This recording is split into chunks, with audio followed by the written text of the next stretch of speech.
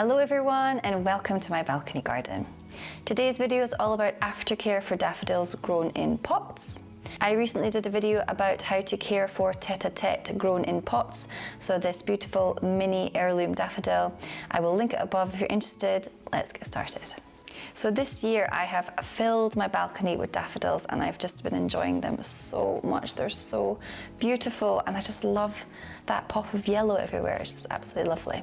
Most of the daffodils on my balcony, however, are starting to fade, other than my Dick Wildens, which are a variety that I sowed in November.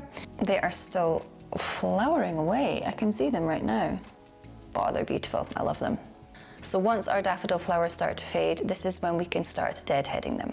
Deadheading is basically cutting off the flower head or nipping it off with your finger. We deadhead daffodils because if the daffodil flowers are fertilized, they're going to start to produce seed pods, and that is a very energy intensive process. So the energy that is used for making these seed pods could be used for something else. So other things like growth or repair, or for even storing in the bulbs for when they go dormant. So when we deadhead, we're helping the daffodils to channel this energy into growth or repair, or as I mentioned before, even storing in the bulb. And it's going to really help them out in the season to come. So to deadhead, all you need to do is take a pair of sterilized secateurs or scissors, or as I mentioned before, you can even do it with your fingers, and then you just take one of the flower stalks here and go down just below the flower and snip it off. Some of the daffodils won't have seed heads. You can cut them off anyway, just because when the flowers start to fade, they're not looking their finest. When we're deadheading, make sure that you leave the leaves on the bulbs because they play a very important role in growth, which I'll get to in a minute. It's also advisable to leave the stem on the bulb when we're deadheading. So I just go underneath like this and cut it off. Any plant that is green or contains a green part means that it contains this pigment called chlorophyll. And chlorophyll is a very important part of the photosynthesis process. This is a chemical that absorbs energy from the sun and then helps with the whole food making process. So any part of the plant that is green, try and leave it on for as long as possible. And it's also important to remember, I've been asked this a few times, when we deadhead daffodils, it isn't going to make them rebloom in this season, unlike many herbaceous flowers. So if we deadhead them throughout the summer, they're actually going to flower again. Daffodils are not like this, but they are definitely going to flower next season.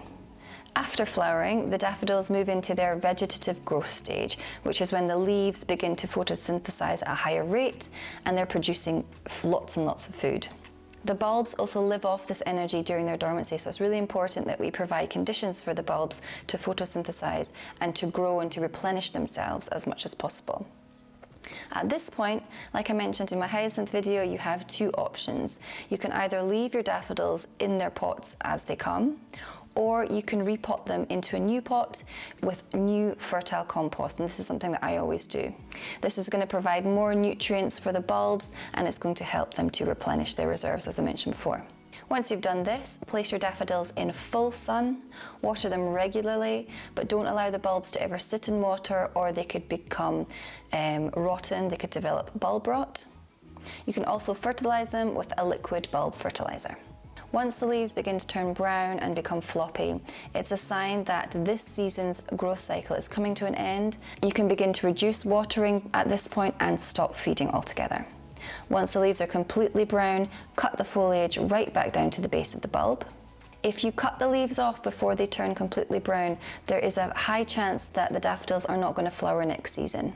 So as you can see, I'm only cutting this bulb with the brown leaves right now at this point. So once some more time has passed and all the leaves have turned brown and you've cut them off, it's time to store the bulbs. So first, check that they are free of pests and diseases. Take them out of the pots, brush off the soil, and leave them to dry on a piece of paper for about a day. When it comes to storing them, if you've got a lot of bulbs, it's a good thing to maybe choose a container and then label that container so you know which bulbs are which. Once you've done that, place them in a cool, dark space.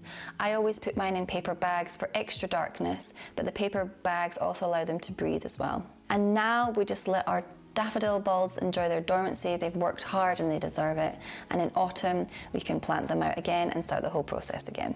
So in this video, I've shown you two different types of bulbs. I've shown you bulbs that have been forced, so the ones that are sitting on top of the surface and the ones that I actually bought in a shop, and the ones that are normally planted into the soil, like my Dick Wildens that are still flowering. It's important to remember that when you have bulbs that have been forced in soil, so not in water, there's a chance that the following spring they're not going to bloom. But with proper care, so if you follow the steps that I've mentioned in this video, they should rebloom the following season when they're planted deep into the soil.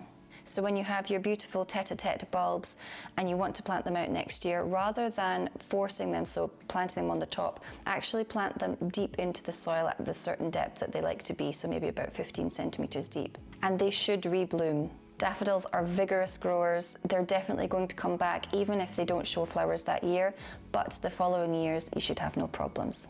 So that was my aftercare video for daffodils. I hope you enjoyed it. If you did, support the channel by subscribing. I hope you're all staying safe and well. I am with you during this time. It is almost over, hopefully.